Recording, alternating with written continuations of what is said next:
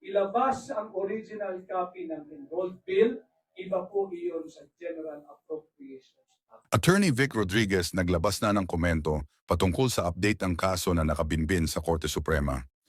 Bago tayo magpatuloy, kung hindi ka pa nakasubscribe sa ating channel, mag-subscribe na para sa ating future update. Nagsalita na nga si Attorney Vic Rodriguez sa mga kasong isinampa nito sa Korte Suprema. Ngayon dito kanyang sinabi na pinaboran sila ng Korte Suprema at nagbigay ng kautusan sa ang Korte upang ilabas ang General Appropriation Act at ang enrolled bill upang mabusisi ito ng mabuti. Ngayon kung matatandaan natin ay humingi ng extension ang Offices of Solicitor General sa Korte Suprema upang ma-extend pa ang kanilang pagbibigay ng information sa enrolled bill at General Appropriation Act na hinihingi ng Korte para sa darating na oral argument sa Abril 1. Dagdag pa ni Attorney Vic Rodriguez ay huwag magpadala ang mamamayan sa taktika ng mga ito upang malihis ang totoong issue sa BICAM report. Ngayon ating pakinggan ang buong panayam kay Attorney Vic Rodriguez patungkol sa kanyang update sa BICAM report. Kung paraan, iyan yung ating inaalam dahil nakita natin, ipinakita natin, na blanco yung final approved ratified signed bicameral conference committee report. Mahalaga na pag-usapan natin ito dahil pagbalik sa Mega Manila, ang dinadalang balita doon, yung tinatawag natin, walang galang, hindi tayo nakikipag-away kung kanino man.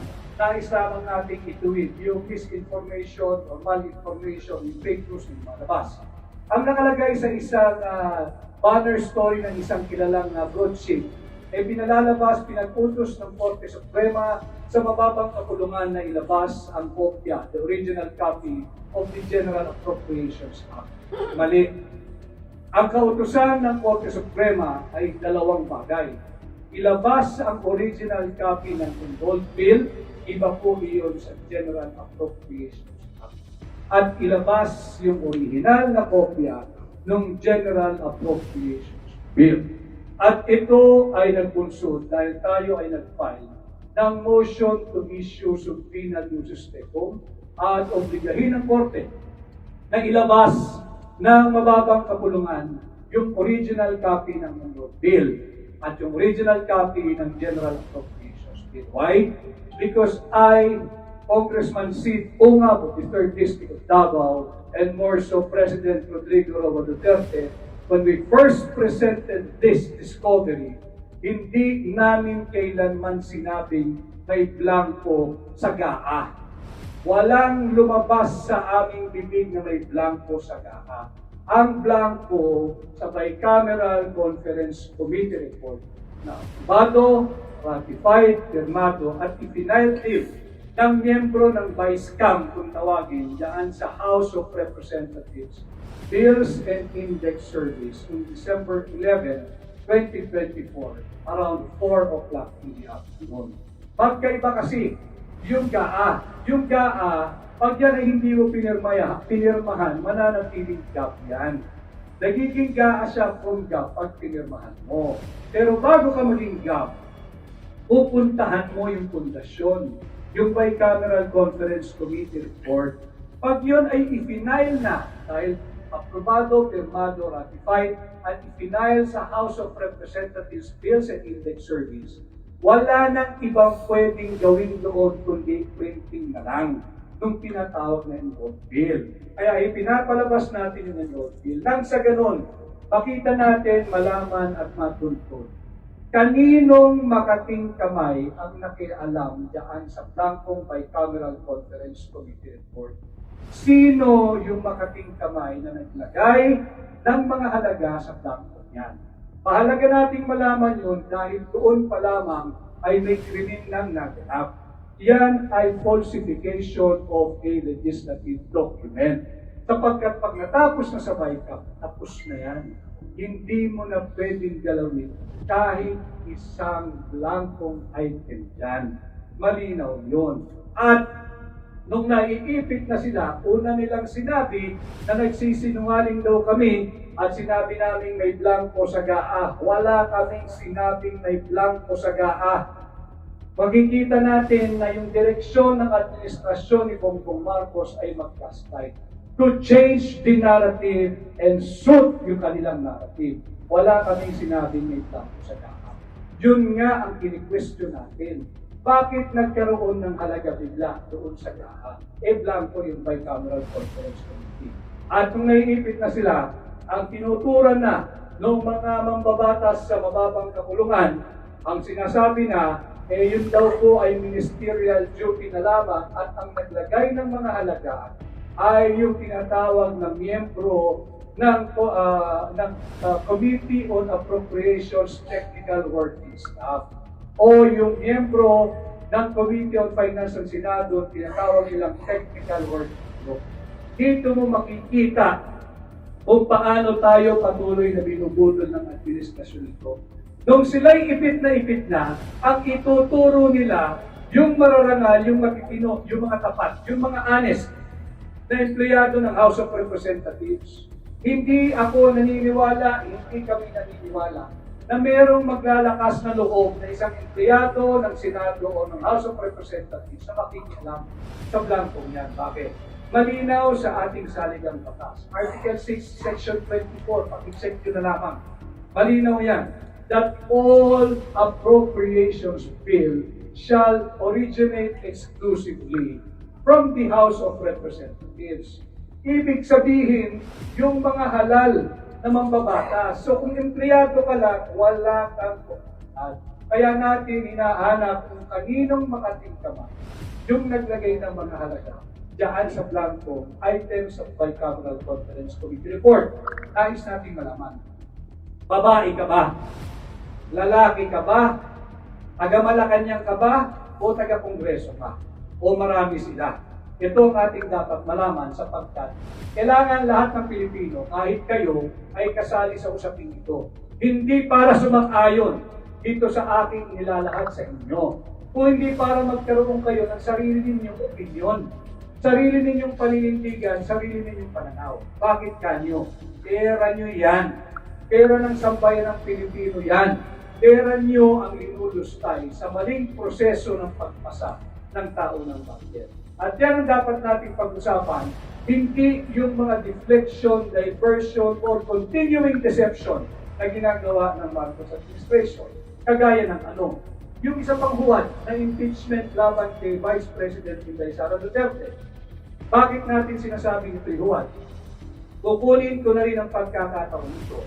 Malinaw din sa ating saligang batas. Article 11, Section 4 of our Constitution. Ang sinasabi, kung gagamitin mong vehikulo o sasakyan papuntang Senado bilang impeachment, yung Article 11, Section 4, yung 1/3 ng miyembro ng mga House of Representatives ang pumirma para automatic transmittal na yung impeachment complaint, magiging articles of impeachment at tutuloy dito sa Senado. Malinaw doon na dapat ito ay verified impeachment complaint.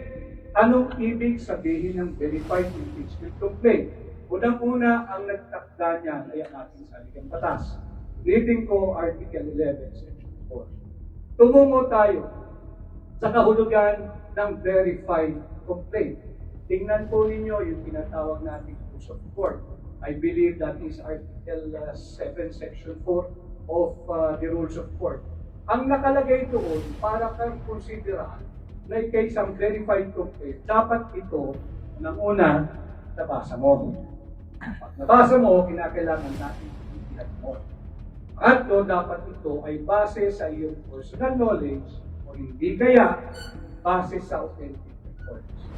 You have to help me do the math. Baka maaaring mali ang pag-unawa ko. Binibida nila, binabandera nila, 250 congressmen ang pumirma sa loob ng 7 oras na trabaho.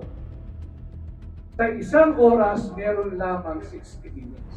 Kung babasahin mo yung 33 pages na verified impeachment complaint ang titulo nila, kung babasahin mo ng totoo, nanamnamin mo, iintindihin mo, bago mo pirmahan, dapat yan siguro tig sa 10 minuto. Sa isang oras, 6 na magbabatas lamang ang pwedeng pumirma. Sa 7 oras na trabaho, walang break, walang toilet break, walang lunch break, walang merienda break, walang break. Ang makakapirma lamang ay 42. kung tig 10 minutes. Sabihin na natin mabilis sila, matatalino sila, at sadyang marunong mag-speed read, eh di gawin natin 5 minutes each. Kahit na 5 minutes each, 84 ang maximum na makakapirma. Saan galing yung 215? Therefore, hindi ito yung requirement na itinakda ng ating saligang batas na dapat verified impeachment.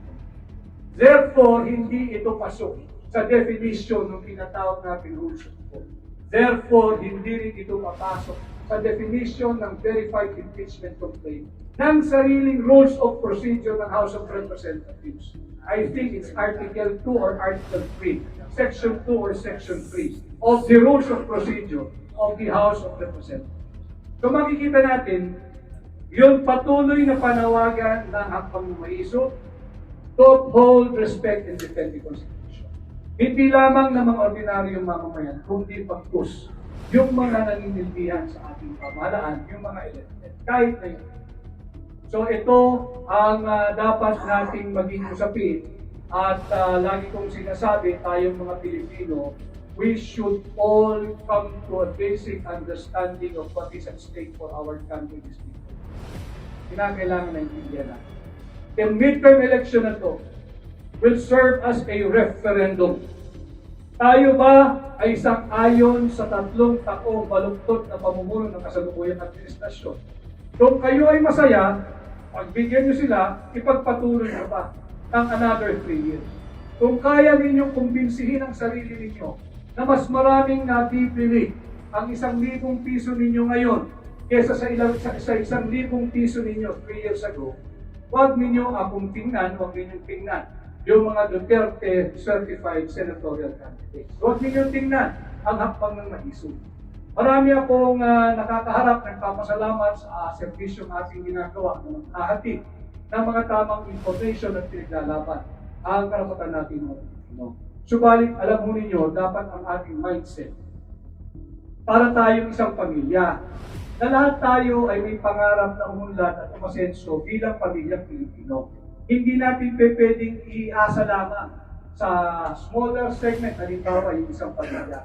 Hindi mo pwedeng iasa lamang kay ate, kay kuya, kay bunso na sana magtrabaho ka ng maigi para yayaman ang buong pamilya, matutulungan mo at nasa balikan mo ang magandang pag-asa ng ating pamilya. Ganon din sa ating bansa. Dapat dito tulong-tulong tayo. Hindi lamang ako, hindi lamang ang hakbang ng maiso, tayong mga Pilipino. We should all be willing to do our share in nation building, to help each other to experience both the joy, the difficulty, the challenges, and sufferings. So ito ang aking mensahe sa aking pagbisita muli dito sa Cebu at pakikisa sa gagawing integration rally. Ito ang ating pag-usapan. Hindi yung mga deflection, diversion, and continuing deception of this administration para maiwasan nila itong anomalous at illegal, invalid, unconstitutional, and even criminal passage of the 2025 national budget. Huwag tayong lilihis sa totoong usapan. Ang totoong usapan ay ang anomalous and illegal and constitutional 2025 budget. Ang usapan pa rin ay ang inflation. Ang patuloy na pagtaas ng kahirapan, ng kagutuman, ng kriminalidad at ng droga. Ito ang usapin. Huwag tayong palilihis, hindi yung patuloy na political persecution,